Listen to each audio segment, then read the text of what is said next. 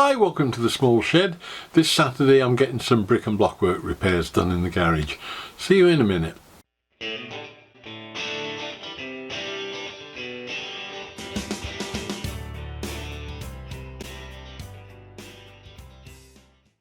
Now, as part of the drive to get the garage into a habitable state, I've got to repair the ravages of about 35 or 40 years of abuse, alteration and drilling holes in walls and things. So let's go out and have a look and we'll make a start on getting some repairs done. Now, there's a particularly poor piece of wall here that needs some pointing doing on it and some chiselling off of excess mortar just to get it back to a reasonable finish. What's happened is the original garage was a single skin of brickwork, and then we put a skin on the outside when we did the extension and took the pier off that was supporting it in the middle. So from there to about there was a pier of brickwork, two bricks wide, that was attached. There's a piece of the old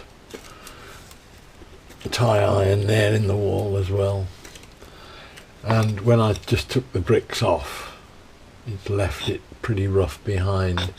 So I want to try and tidy that up with a little bit of mortar and fill the joints and just knock surplus off.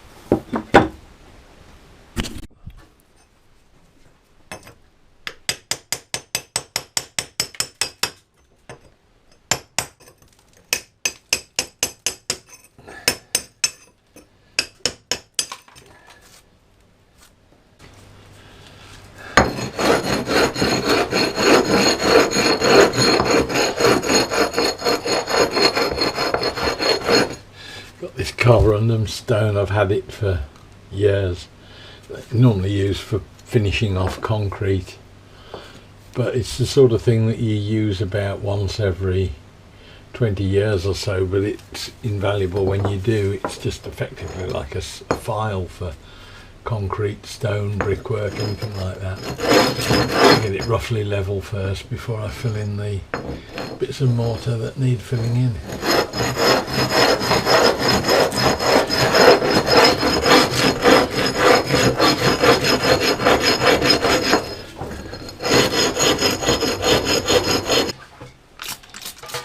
Just going to wet the wall because the mortar that you put in, just any moisture in it gets absorbed very quickly if the wall itself is dry. So we'll just put a little spot in just to get it damp. Just slows down that suction that you get.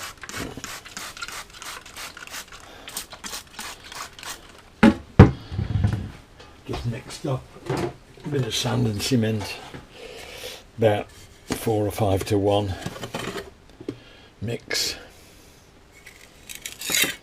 As you will see, bricklaying is not one of my strong points, but in this instance it's only like a bag rubbed finish that just smooths the wall out.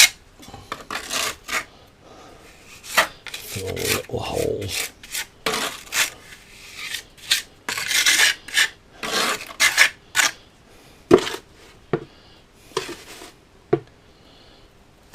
Just tidies it up for the paint, really.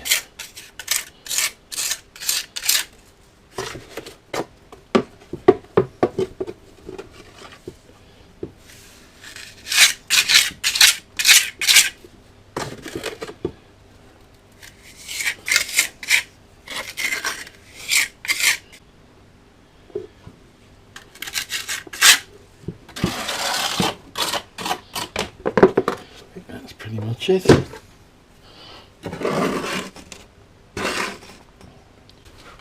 Now, I mentioned it's a bag rubbed finish. This comes from the good old days when I was a boy and cement came in thick paper bags that were 100 weight, if I remember right, which is what, 55 kilos, something like that. instead of the 25s or 20s that it comes in nowadays.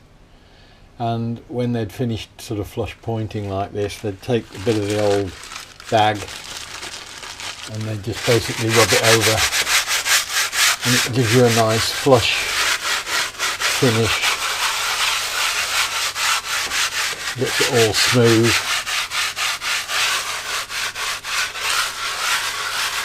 And that's basically how you did the sort of internal wall of something like a garage to get a decent finish on it. So yeah, you can see, I think there's the before and there's the after. Produces a pretty good job. Once it's dried out, that'll be fine to paint over.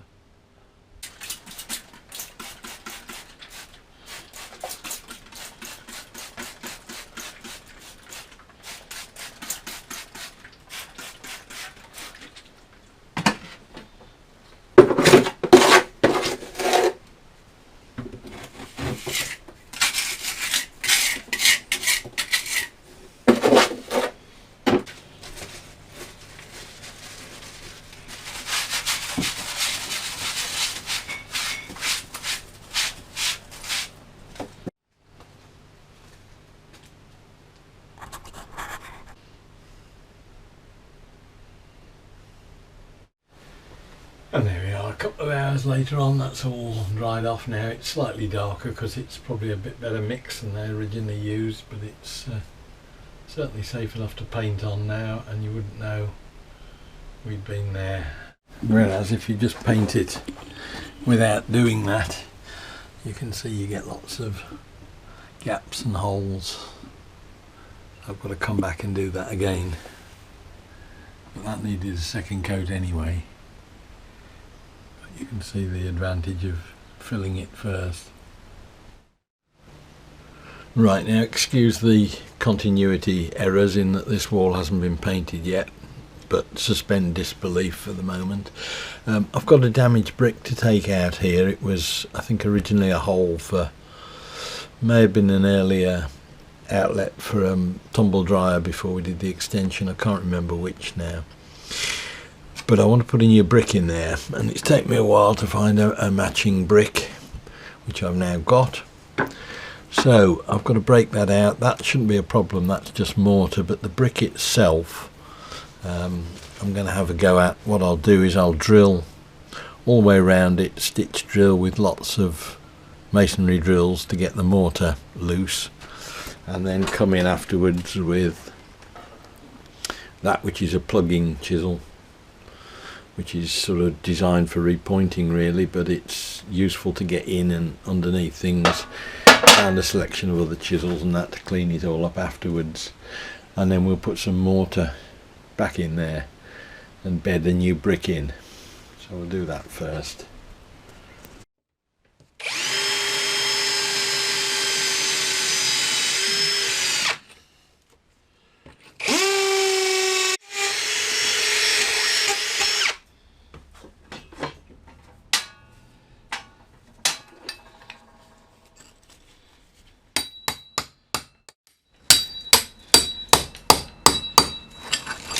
There she comes.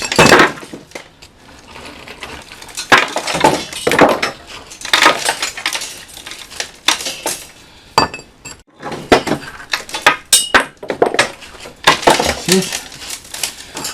And just go in with a normal chisel now and tidy up.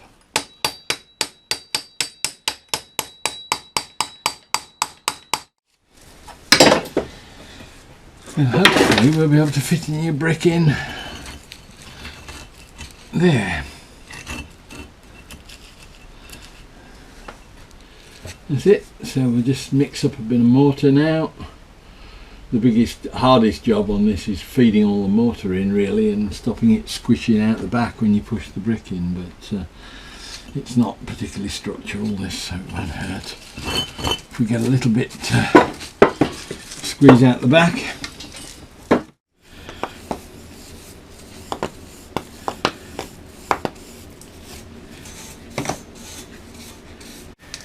Same as with the pointing, get it plenty wet enough so that it doesn't just soak all the moisture out of the mortar when you put it in there,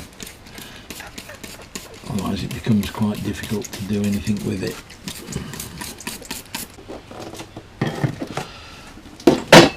As I say, most of this will end up either down inside the cavity or outside down the front, but as long as we get a decent sort of bed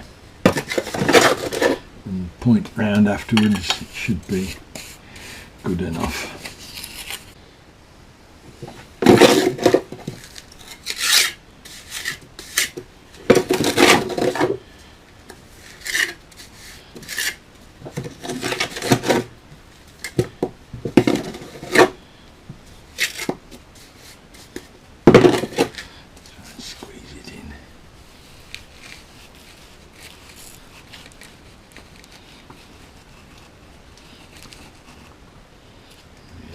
Roughly in for level.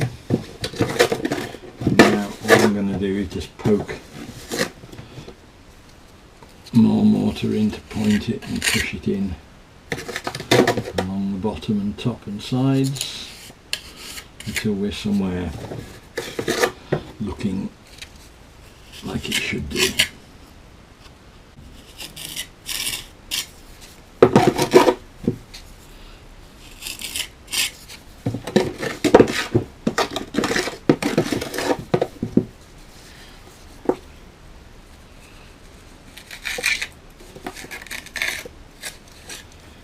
Also got to be careful not to poke the brick in too far, because you're not going to be able to get it out afterwards if you go over the depth that you want it in. So I'm leaving it slightly flush at the moment until I've got all the pointing stuff in, and then I'll just gently tap it just to get it to the right level. Just keep it.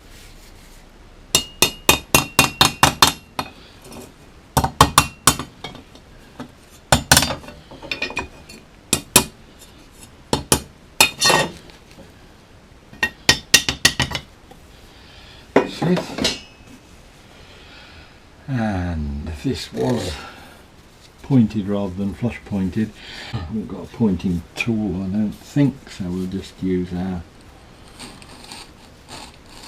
trowel handle just to get that line roughly right.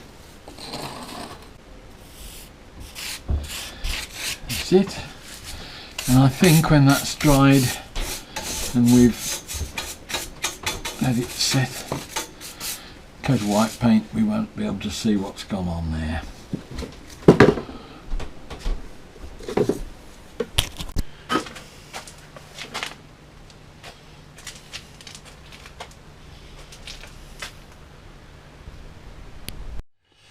Then we have pretty much the same arrangement for the holes where the joists were that used to be across. This used to be the level that the garage roof was at. Joists across, and then there was just a fascia on the outside and the timber covering the roof with the felt on top of that. When we built the extension, we left the joists in and most of the floor of the ceiling of the garage, so that we could use it effectively as a staging to work off to carry on up with the blockwork. So the blockwork was built around the joists, and then above that line it all goes through solidly. So I've just got to take out very much the same thing as we did a minute ago with the brick. Take that out, and then I'm just going to cut a slip of thermalite block and do exactly the same thing all the way along these holes that we've got. It's more cosmetic again than anything, in that the course above is just sailing over these blobs of mortar. It's just that they put them in just to stop it all falling down when they were building it, but I'll just take those out now and carry on.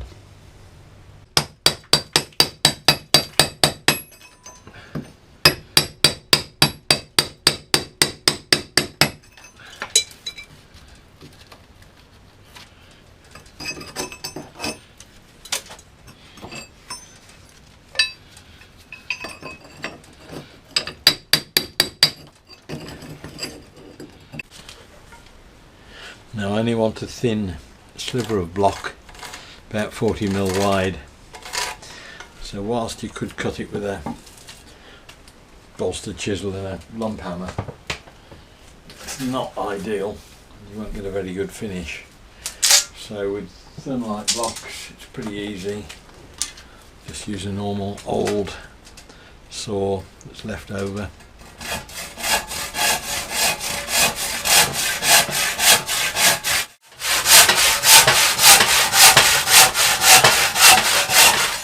That was a good one. Lovely finish. It's quite nice to carve this stuff.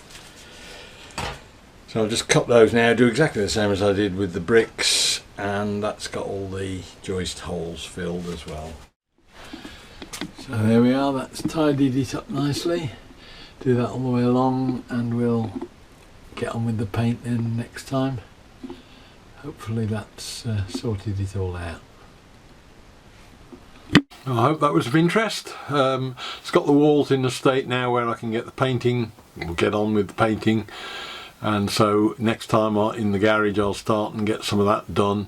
Still hanging on for a plasterer, but at least now I've got a date so we know where we're aiming for, and hopefully we can get on with that as soon as the ceiling's plastered and we can get some more work done on that.